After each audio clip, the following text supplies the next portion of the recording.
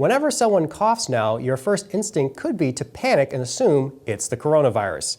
But with flowers in bloom and tree pollen in the air, it's a peak time for allergies.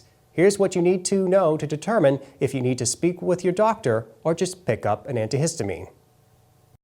As the number of cases grow, the understanding in the scientific and medical community of COVID-19 does increase. The primary symptoms are fever, cough, and shortness of breath. There have been some other symptoms that have been noted in a much smaller percentage of cases, and that does include potentially vomiting. It does include some reduction in your sense of smell. A number of people have asked, given that we're entering a spring allergy season, whether there's a clear difference between the symptoms that would come from COVID-19 versus your standard spring allergies, and there are.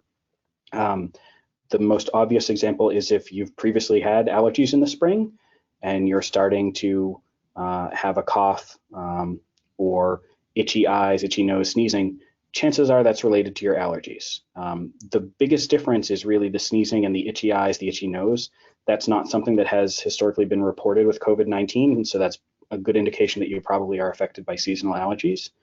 For any resident who is really concerned, I would recommend that they call their primary care physician. That's the person that knows them best and best understands their health history. And so that doctor or nurse practitioner can work with them to understand their symptoms and make sure that it is allergies and not COVID-19.